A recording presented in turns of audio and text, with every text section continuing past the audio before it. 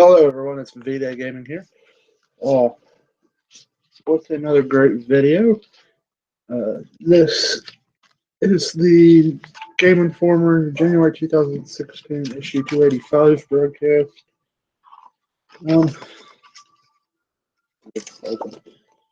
That's the cover.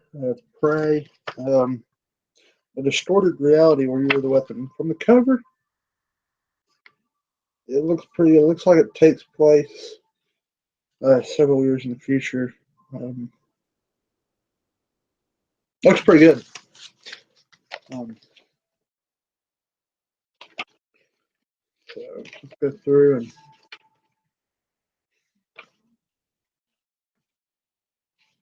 we'll get to the first article.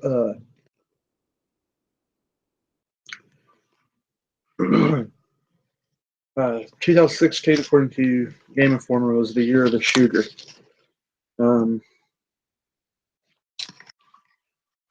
Basically,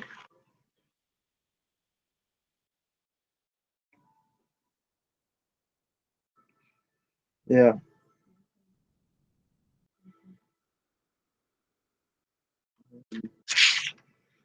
They're saying this is the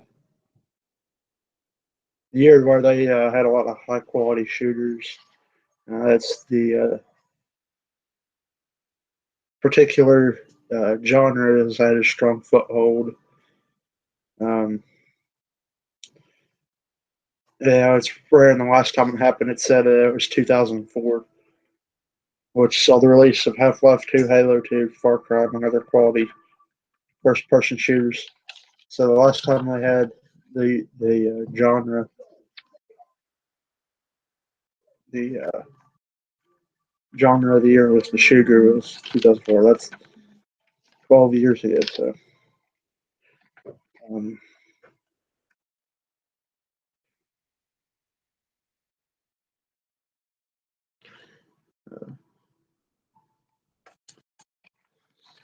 so let's move on to the next article.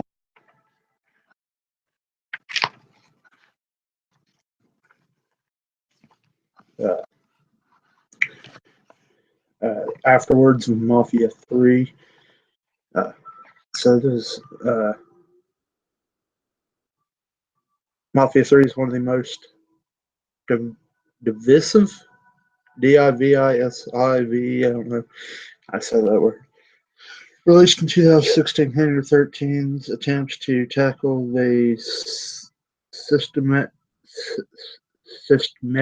I guess, racism earned praise, while the repetitive combat and padding brought the studio's first title a fair bit of criticism. And like I said, I talked to him, asked him a couple questions.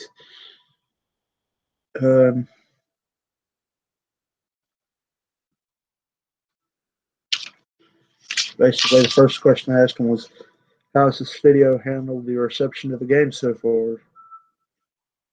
And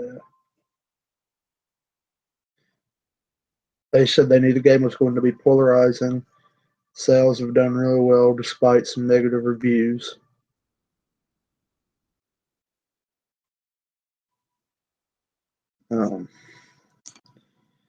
Next question I asked him was, game takes place in 68, tackles racism, but it's also a game being released in the wake of Ferguson and BLM.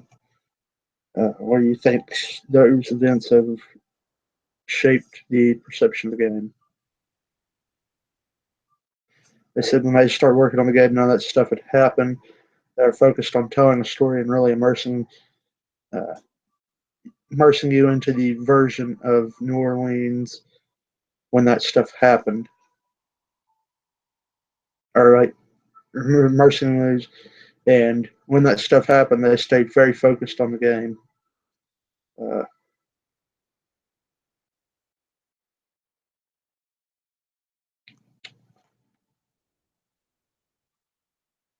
Mafia. The next question was, do you think games like Mafia 3 have political power, even if they're not intended to be political games? And their response was, the fact that you're asking that question kind of proves that they do. Their goal was to, if they could get people to think about racism a little bit and pause for a moment and wonder,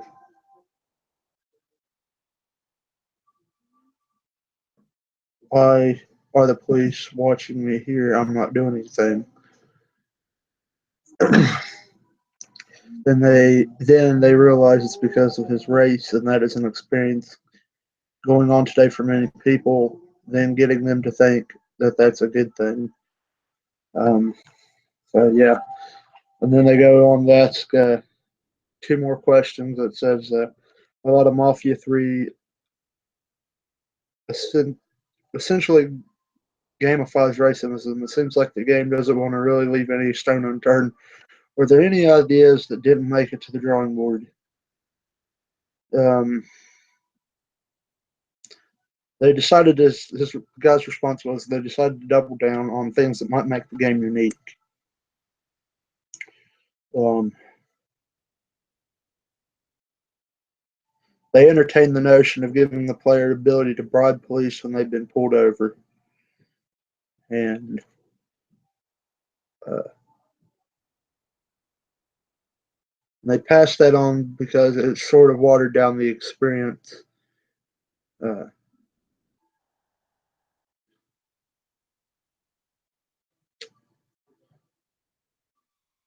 didn't really go on much past that. Just continues to talk about possibility of bribing police. Can we expect more games from Hangar 13 that tackle tough subjects in a AAA space?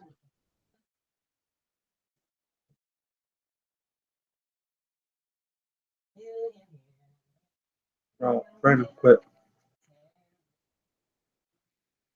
Um, anyways, they go on to say, well, they're in early discussions about what they're doing next, pretty focused on their ongoing current plans. They say they've got free updates coming soon and strongly story driven expansions. Uh,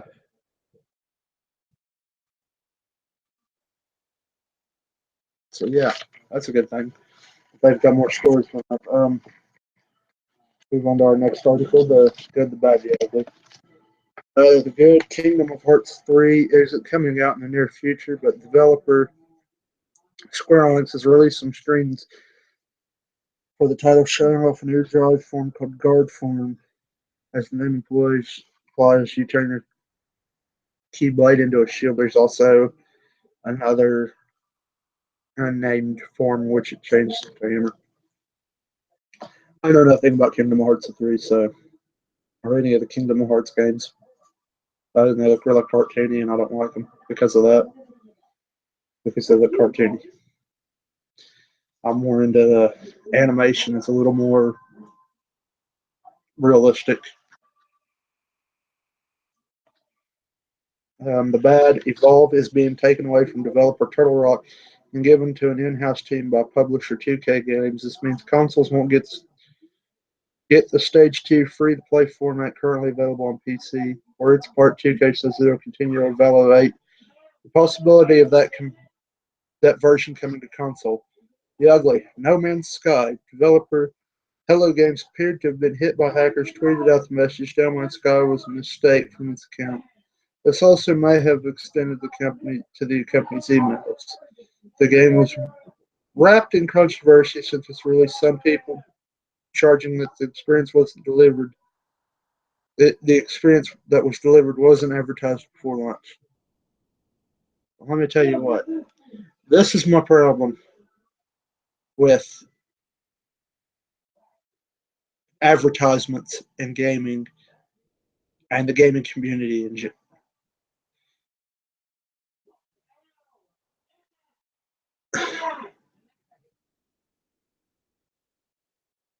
I'm sorry, I got some things going on, and I don't know if you can hear it, so I'm trying to wait till it ends before I can go on.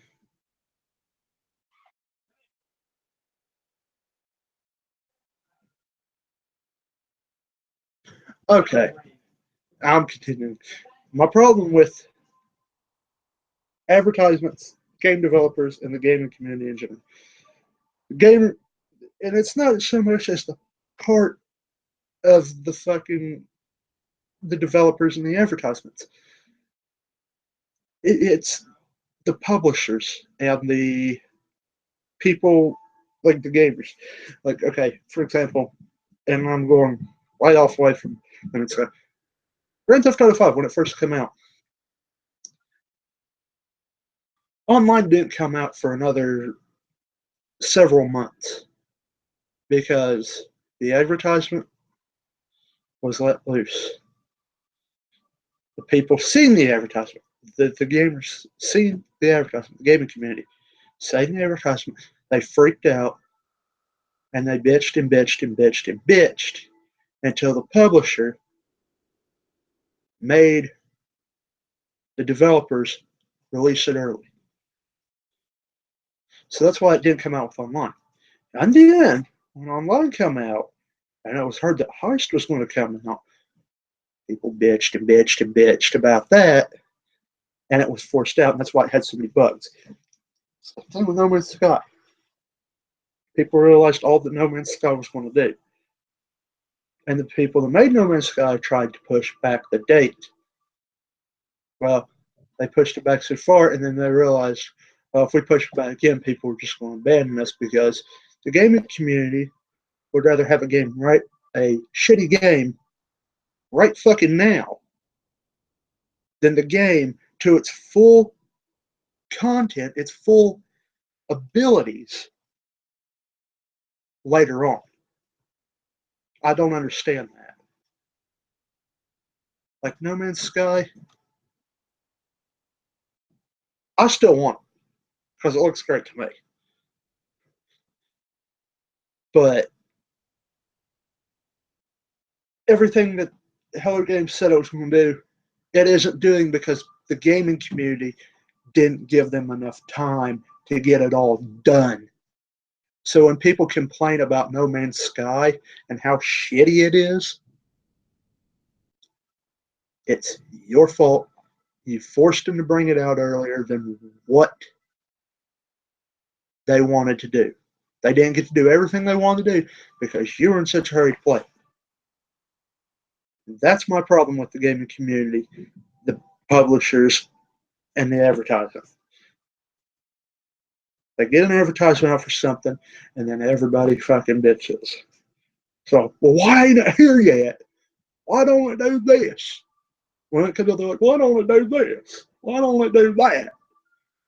Well, sit back and think and wonder why before you ask the stupid question.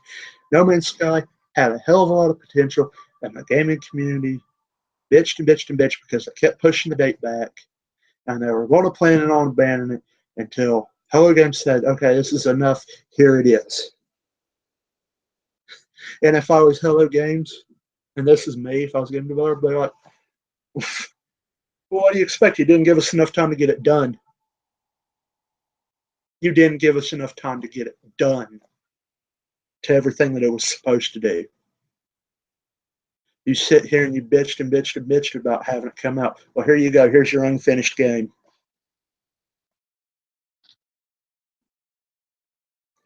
And that's the way I see it. I think No Man's Sky didn't come to its full potential because the gaming community didn't let it. I mean, yeah, it sucked that they kept pushing the date back, but I could have dealt with that in order for a full game. Moving on. To the Ivy Holders 4K TV Roundup. Um, they say the number one spot goes to Sony 55-inch X93 OD. They gave it a superb rating, and it's $1,600. God. Next one comes in. That's Vizio 65-inch SmartCast M series. Give it a superb rating, $1,500. The third is the Samsung 55-inch KS 8500. They give it a very good rating, and it's $1,200. The Hisense 50-inch H8 series says average $500. Not even bad. $500. $1,600 for TV. I'm sorry, Sony. Moving on. PlayStation 4 Pro. I don't really know what's there going on about that article. The NFC Classic Edition. Uh,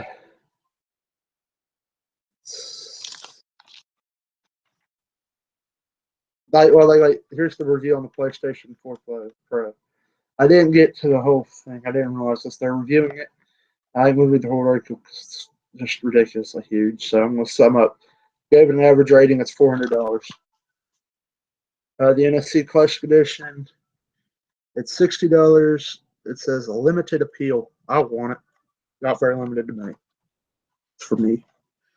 It's got games in it that's Balloon Fight, Bubble Bobby, Castlevania 2, Donkey Kong Jr., Double Dragon 2, Dr. Mario, Excite Bike, Final Fantasy, Galaga, Ghost and Goblins, Gradius Ice Climber, Kid Icarus, Kirby's Adventure, Mario Bros., Mega Man 2, Metroid, Ninja Garden, Pac-Man, Punch Out featuring Mr. Dream, Star Tropics Super C, Super Mario Bros. 1, 2, and 3, Techno Bowl, Legend of Zelda, Zelda 2. That's what's in that. Okay. Moving on. January events. January 1st, Marvel's Unleashed. Marvel's Monsters Unleashed came out. Second was Mick, which I guess today's second. Uh, Fifth, there is the CES Consumer Electronics Show 2017.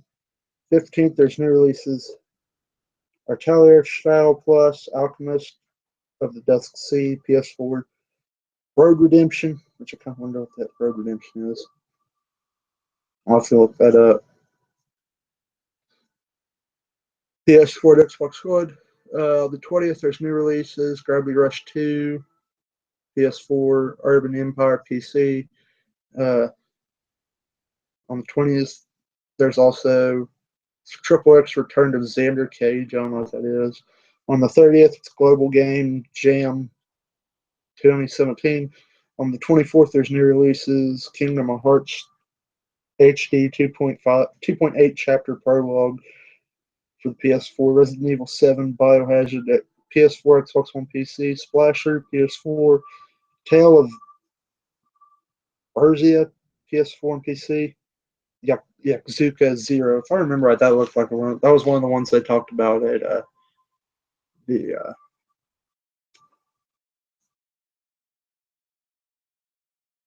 one of the gaming conventions. It was really good. Looking at it, I'm quite yawning. 27th, the Resident Evil, the final chapter. 27th, there's also new releases Syndrome, PS4.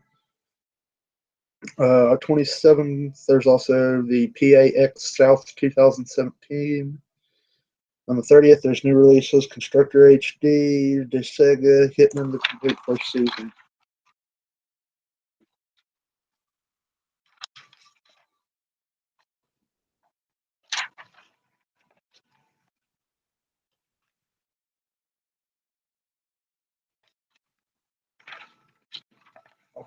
Let's see. This is an awesome game. It's for PC. That I really wish I had a PC that I could do this on, so I could do gameplay. It looks awesome. It's basically Hot Lava. It's basically I don't know if you're my age and you're about 20 years old or so. There's a childhood game that some of us play. It's called The Floor is Lava. Basically, you just jump around. You can't touch the ground or the floor or anything. You know, you just jump around from the couch to the table and whatnot. And basically, yeah, that's gonna be pretty awesome. And literally in this game, the floor is literally, quite literally lava, which makes it even awesome. Awesome. Striper Elite 4, we based in Italy. Comes out February 14th. Ooh, what a day for that to come out. Hopefully, I ain't in a relationship then. Not in one right now. Wasn't in one that time last year either. So, moving on. Game of the month was Dishonored 2. They gave it a rating of 82.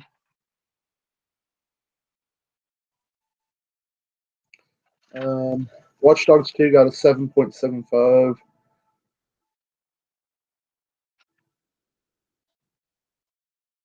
Let's see what else we got.